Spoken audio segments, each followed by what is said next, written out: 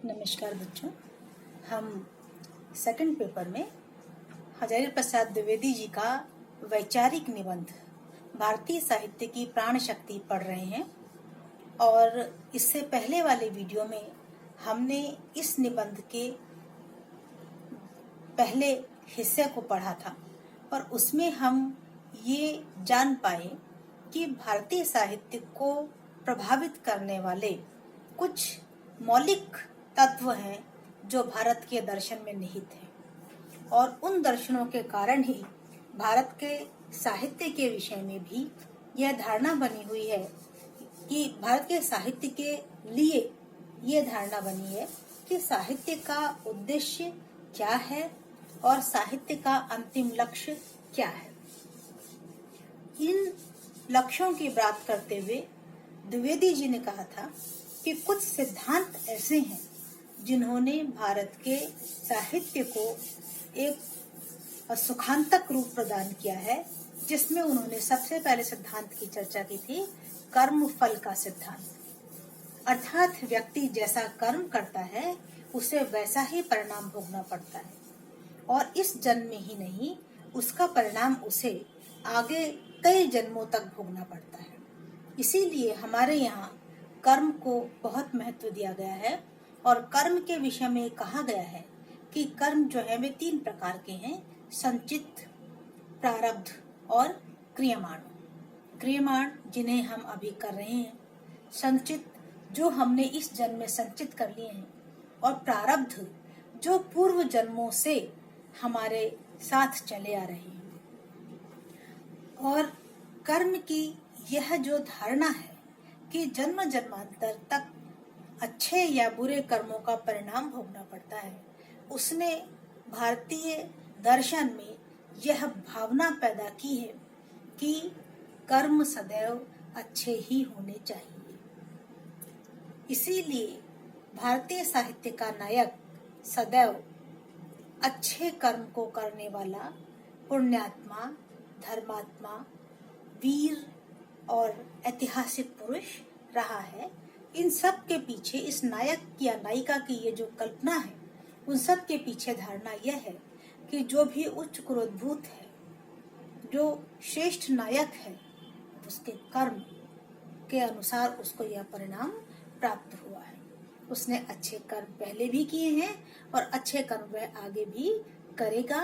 इन्हीं कर्मों के कारण उसे भारतीय साहित्य में कहीं पराजित होता हुआ नहीं दिखाया है। जबकि भारतीय साहित्य की तुलना यदि ग्रीक साहित्य से की जाए तो ग्रीक साहित्य में कोई व्यक्ति बहुत उदार है, तब भी उसके जीवन में अचानक कुछ ऐसी घटनाएं घट सकती हैं जिनसे उसका जीवन दुखद हो जाए और यहाँ तक कि जीवन का या नाटक का अंत जो है वह दुखद हो। इसीलिए वहाँ दुखांत की कल्पना की गई है और हमारे यहाँ कर्म फल को महत्व दिए जाने के कारण सुखांत की कल्पना की गई है। इसके अलावा अन्य कुछ सिद्धांत हैं जो हमारे दर्शन को और हमारे कर्मों को प्रभावित करते हैं। उन सिद्धांतों में महत्वपूर्ण है ऋण की कल्पना। अर्थात हर व्यक्ति इस संसार में कुछ ऋणों को अपने साथ में लिए हुए आता है और कुछ ऋण इस संसार में आने पर उस पर चढ़ते हैं, जैसे देव ऋण, पितृ ऋण और गुरु ऋण। देव ऋण की जहाँ तक बात है तो आप सभी जानते हैं बच्चों, हमारे यहाँ जल है, वायु है, अग्नि है, धूप अथवा सूर्यदेव है, चंद्रमा है, पेड़ है, नदी है। इन सब की कल्पना देवी और देवताओं के रूप में की गई है। इसके पीछे हमारे मनीषियों की सोच चाहे कुछ भी हो, लेकिन उनका ये मानना है कि जितनी भी ये प्राकृतिक शक्तियां हैं यही देवतुल्य हैं और इन प्राकृतिक शक्तियों का संरक्षण हमें करना है, तभी हम इस ऋण से मुक्त हो पाएंगे। इसके लिए उन्होंने कल्पना की कि इन ऋणों का भुगतान हम श्रेष्ठ यज्ञ करके कर सकते हैं, क्योंकि उनका मानना था कि यज्ञ करने से प्रकृति जो है वह शुद्ध हो जाती है। उसका संरक्षण होता है और वह युग युगों तक श्रेष्ठ रूप में आगे आने वाली पीढ़ियों को प्राप्त होती रहती है। इस प्रकार से यहाँ पर देव ऋण से मुक्ति मिल सकती है। दूसरा ऋण है ऋषि ऋण या गुरु ऋण। अब यहाँ लेखक का कहना है कि ऋषि ऋण जो है उससे मुक्त होने के लिए विधिवत वेदों का अध्ययन किया जाए। तब वेदों के अध्ययन से ज्ञान प्राप्त होता है और ज्ञान की प्राप्ति के पश्चात मोक्ष की प्राप्ति होती है। यानी ऋषि ऋण या गुरु ऋण जो है वह ऋषि ऋण जो है उससे मुक्ति वेदों के अध्ययन से मिलती है। फिर है पितृ ऋण, अर्थात इस संसार में हमारे आने का कारण हमारे माता पिता हैं और माता पिता के से हमें यह जो देय प्राप्त हुआ है या वह जो पितृ ऋण हमारे ऊपर चढ़ा है उससे हम ऋण कैसे हो सकते हैं, तो उसके लिए हमारे यहाँ कहा गया है पुत्रोत्पत्ति के द्वारा, संतानोत्पत्ति के द्वारा व्यक्ति इस पितृ ऋण से मुक्त हो जाता है। इन सारे ऋणों से मुक्त होने के बाद उसको जो श्रेष्ठ परिणाम प्राप्त होता है वह है मोक्ष। अर्थात मनुष्य जो भी काम यहाँ कर रहा है वह मोक्ष की प्राप्ति के लिए कर रहा है। फिर से एक बार इस बात पर ध्यान दीजिए बच्चों कि जैसे इन ऋणों से मुक्त वह मोक्ष की प्राप्ति के लिए होता है, वैसे ही कर्म, श्रेष्ठ कर्म भी वह मोक्ष की प्राप्ति के लिए ही करता है। इससे पहले वाले वीडियो में हमने एक बात पढ़ी थी कि साहित्य में दो चीजों की कल्पना की गई है, एक चेतन और एक जड़। चेतन जो है वह है चैतन्य, आत्मा, ईश्वर, परमात्मा, और जड़ के रूप में हमने प्रकृति की कल्पना की थी। इस प्रकृति में आकर के, संसार में आकर के हम प्रकृति की सारी मायाओं का उपभोग करते हैं, उसमें जकड़े रहते हैं, लेकिन अंतिम लक्ष्य है चैतन्य की प्राप्ति करना। और उस चैतन्य की प्राप्ति कभी हम अपने कर्मों से करते हैं और चैतन्य की प्राप्ति हमें मोक्ष के माध्यम से ही होती है। और मोक्ष के लिए हम अपने श्रेष्ठ कर्म करते हैं, हम अपने ऋणों से मुक्ति पाने का प्रयास करते हैं। इसके साथ साथ एक और हमारे दर्शन शास्त्र में बड़ी महत्वपूर्ण बात कही गई है, वह है 4 पुरुषार्थ। उन पुरुषार्थों की कल्पना भी इसी उद्देश्य से की गई है।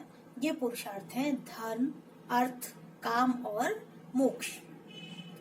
ये चारों पुरुषार्थ जो हैं ये मनुष्य को अपने जीवन में अलग अलग समयावधि में पूर्ण करने होते हैं। और यह जो मोक्ष नाम का अंतिम पुरुषार्थ है, यह जीवन की उत्तर अवस्था में कर प्राप्ति करना होता है, जब मनुष्य अपने सारे दायित्वों से मुक्त हो जाता है, जब वह संसार के समूचे लौकिक आनंद और ज्ञान की प्राप्ति कर चुका होता है। इस प्रकार से जो भारतीय साहित्य है उसमें कर्म की और पुनर्जन्म की कल्पना की गई है, ऋणों की कल्पना की गई है और पुरुषार्थ की कल्पना की गई है। इन सभी का अंतिम लक्ष्य है बच्चों मोक्ष की प्राप्ति करना।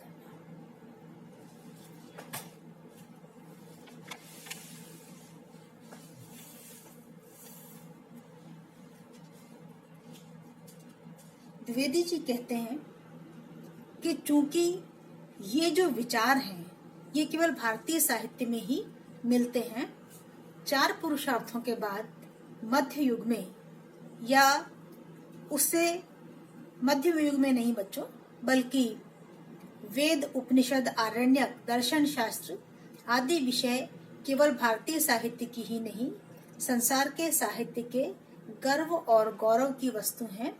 बहुत बाद में वैष्णव आचार्यों ने, अर्थात जब वैष्णव भक्ति का उदय हुआ उसके बाद जो वैष्णव आचार्य थे उन्होंने चारों के अतिरिक्त एक 5वें पुरुषार्थ की कल्पना की, और वह है भक्ति या भगवत विषयक प्रेम।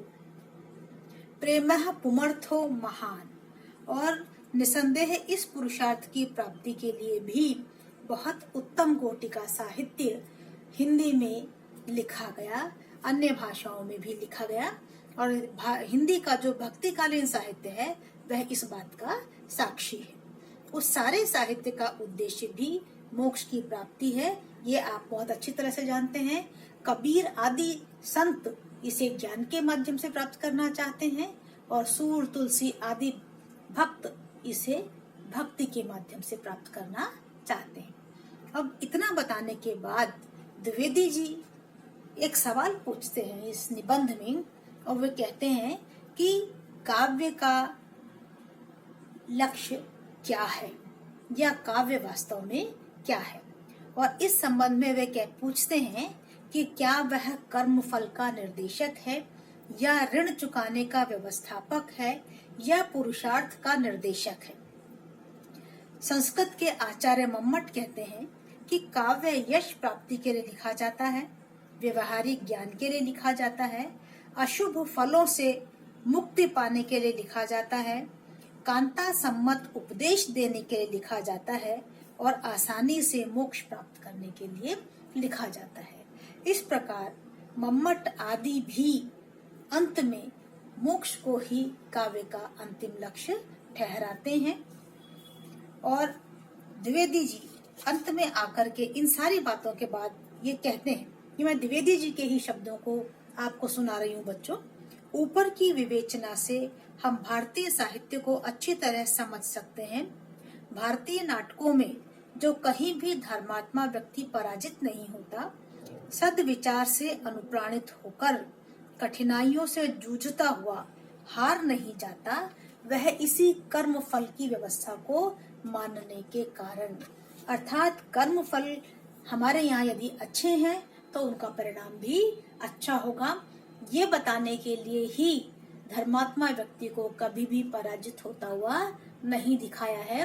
राम और रावण के संघर्ष में राम की विजय, कृष्ण की कहानियों में नाना प्रकार के कष्टों को सहन करते हुए दुष्टों का पराजय और कृष्ण की विजय, यह सब श्रेष्ठ कर्मों के विजय का ही द्योतक है।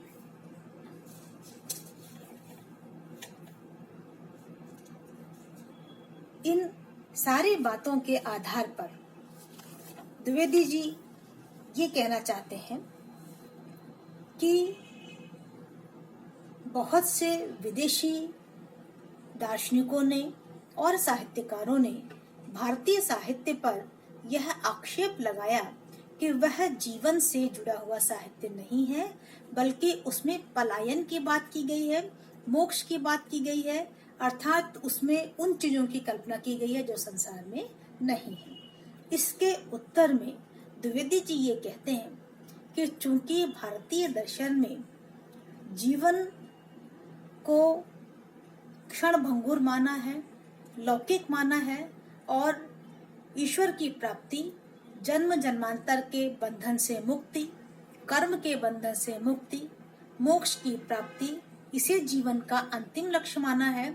इसलिए हमें अपनी पृष्ठभूमि में अपने साहित्य का अध्ययन करना पड़ेगा, और विदेशियों को भी अपनी दृष्टि से भारतीय साहित्य का अध्ययन नहीं करना है, बल्कि भारत के दर्शन शास्त्र को, यहाँ की प्रकृति को, और यहाँ के जो साहित्य के पीछे पृष्ठभूमि है उसको ध्यान में रखकर ही इस साहित्य का विश्लेषण करना है। ठीक इसी प्रकार से यदि हम विदेशी साहित्य को पढ़ते हैं तो हमें उनकी पृष्ठभूमि के अनुसार उसे समझना पड़ेगा। और इस प्रकार द्विवेदी जी ये कहना चाहते हैं कि हर साहित्य की अपनी पृष्ठभूमि होती है, अपनी प्रकृति होती है, उसी के अनुसार हमें उसका विश्लेषण करना चाहिए। हमें अपनी दृष्टि उस पर थोपने का प्रयास नहीं करना चाहिए।